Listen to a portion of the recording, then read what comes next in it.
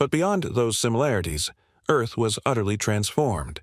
One of the first big changes you'd notice was the landscape itself, specifically the trees. Back in the Cretaceous, forests were dominated by conifers, ferns, redwoods, ginkgos, and early flowering plants. These formed vast canopies that sheltered all kinds of life and fed giant herbivorous dinosaurs. Of all the animals lost to time, none have captured as much awe and attention as the dinosaurs, especially the non-avian kinds. For over 160 million years, they ruled the Earth's lands, shaped its natural history, and evolved into a nearly endless variety of shapes and sizes.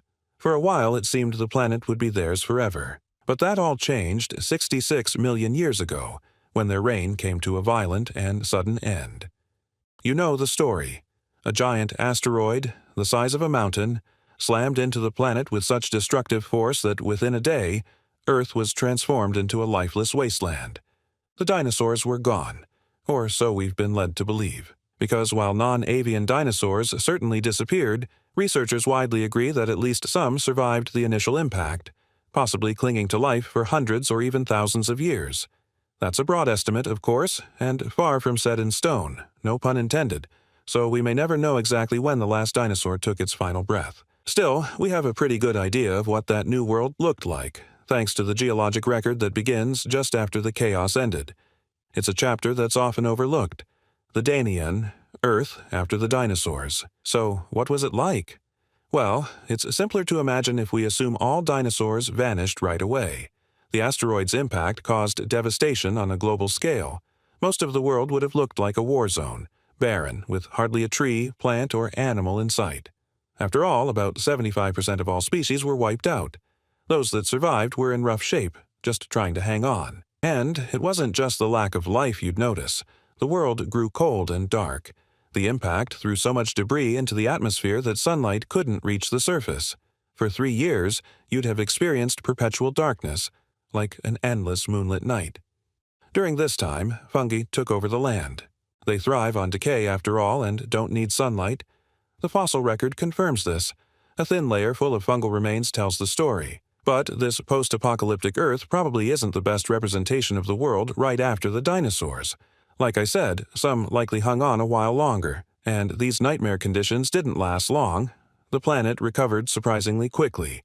Life returned to the impact crater within just a few years. So, to really understand what Earth was like after the dinosaurs' reign, we should skip past that initial hellscape and jump ahead to when things settled down, when the world became livable again.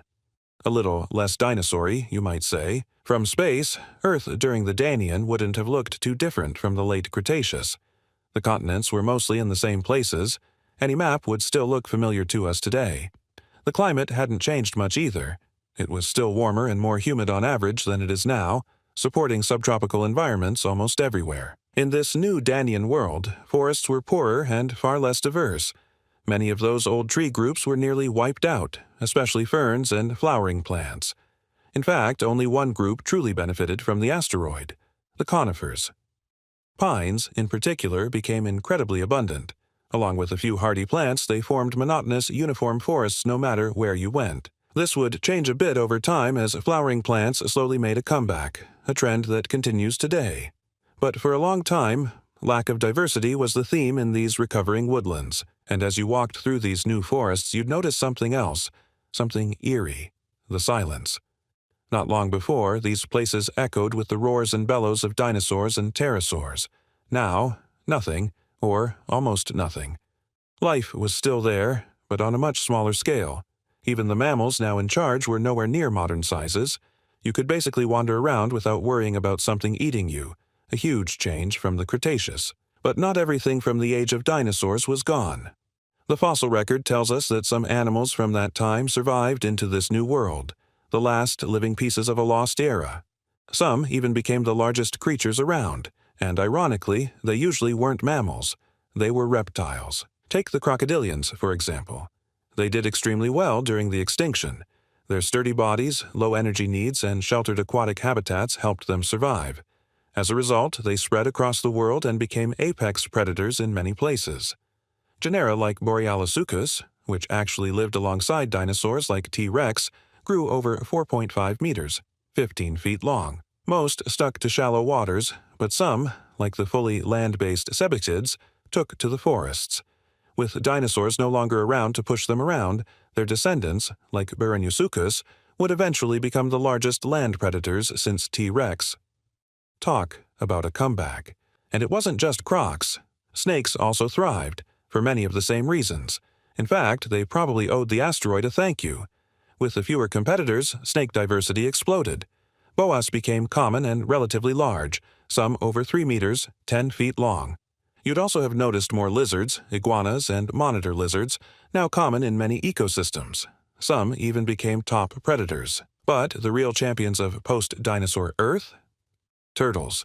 They might not look like much, but turtles are tough, and not just because of their shells. They have adaptable diets and slow metabolisms. In fact, they survived the extinction better than any other group, even mammals. An estimated 80% of Cretaceous turtle species made it through. Compare that to just 7% of mammals. For a long time, turtles were everywhere, abundant, diverse, successful. The only downside? Their success made them a prime food source.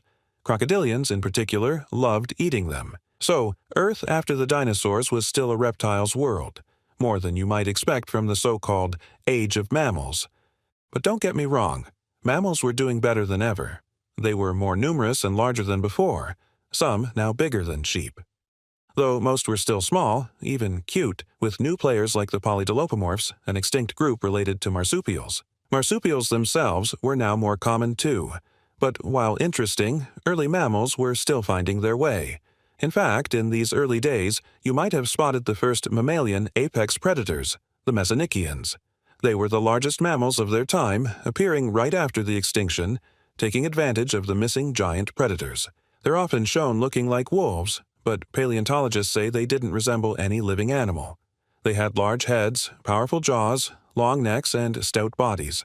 If one chased you, you'd see it lumbering more like a rhino than a lion, which makes sense because they were actually related to hoofed mammals, not carnivores. They varied in size. One successful member, Dinosaurs, was coyote-sized and acted like a fox in its environment. But they got bigger. Anchylagon was bear-sized and, in my opinion, scarier. Why? Because of its blunt teeth. You'd think that makes them safer, but Anchylagon turned that idea on its head. It evolved an incredibly powerful bite, so strong it didn't need sharp teeth to kill. It would crush prey and rip meat straight off the bone. Not a pleasant way to go. Mesonychians developed all kinds of ways to kill. Some had teeth like bone-crushing hyenas, others had teeth like pigs. Variety was their strength.